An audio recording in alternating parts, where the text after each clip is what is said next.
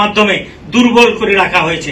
আপনারা জানেন, যখন ইংরেজরা এই দেশকে ভাগ করার জন্য মানচিত্র তৈরি করা হয়েছিল, যে প্রথম মানচিত্রে কিন্তু আসাম, মেঘালয়, ত্রিপুরা এবং আমাদের সেই আপনার কলকাতা, এগুলা সব নিয়েই কিন্তু বাংলার প্রপোজাল ছিল।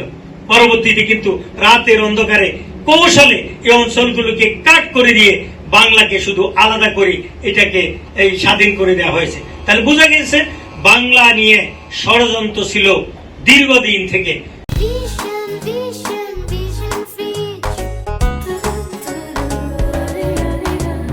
ভাষা আন্দোলনের সময় হয়েছে, 1971 সালে হয়েছে, এখনো ক্রমাগতভাবে হচ্ছে। এই জন্য বাংলার জনগণ যদি এই সব ষড়যন্ত্রের বিরুদ্ধে ঐক্যবদ্ধ ভূমিকা রাখতে না পারে, তাহলে এই দেশ বারবার হোঁচট খাবে, বারবার জুলাই আন্দোলন হবে, বারবার 71-এর মতো লড়াই সংগ্রাম হবে, মানুষ মারা যাবে, কিন্তু মানুষের মৌলিক স্বাধীনতা যেটা, সেটা অর্জন করা তাদের পক্ষে সম্ভব হবে না। এই জন্য আমরা আজকের এই আলোচনা সভায় আহ্বান জানাতে চাই, আমাদের বাংলাকে রাষ্ট্রীয় মর্যাদা আমরা দিতে হবে, কিন্তু রাষ্ট্রীয় মর্যাদার মানে এই নয়।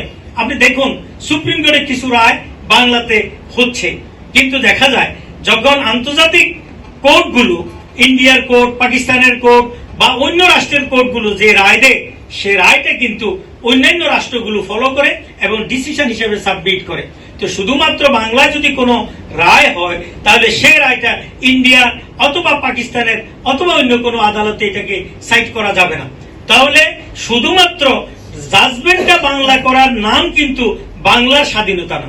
বাংলার স্বাধীনতা হলো, ভাষার স্বাধীনতা হলো কথা বলার স্বাধীনতা, সুন্দর কথা বলা, উপস্থাপন করার স্বাধীনতা। সে যে ভাষায় কথা বলতে চায়, যা বুঝাতে চাচ্ছে, সেটা সমাজ ব্যবস্থা, রাষ্ট্র ব্যবস্থায় প্রতিফলিত করতে পারা, এই সমস্ত বিষয়গুলো ইনশিওর করা আমাদের জরুরি। আপনি দেখবেন আমাদের বই পুস্তকে একবার এক ধরনের সিলেবাস আছে। গত 15 বছরে বাংলা লেখাপড়ার মান যেভাবে পরিবর্তন করে দেওয়া হয়েছিল, বাংলাদেশের সব বইগুলো কলকাতা থেকে ছাপানো হইতো।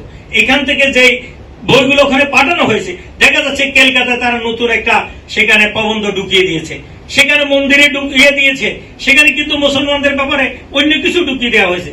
পরে প্রতিবাদ করার কারণে আস্তে আস্তে এগুলো কিন্তু কাটেল করা হয়েছে। তাহলে বোঝা গেল কি, আমরা আমাদের অর্থনৈতিক স্বাধীনতা, মৌলিক স্বাধীনতা, ভাষার স্বাধীনতা সবকিছু কিন্তু একটার সাথে একটা সম্পৃক্ত রয়েছে। এই স্বাধীনতা সংরক্ষণ করতে হলে জাতি হিসাবে আমাদের বাংলাকে ধারণ করতে হবে, বাংলার সংস্কৃতিকে ধারণ করতে হবে, আদর্শকে ধারণ করতে হবে এবং ঐক্যবদ্ধভাবে এই দেশটাকে রক্ষা করার জন্য আমাদেরকে কাজ করে যেতে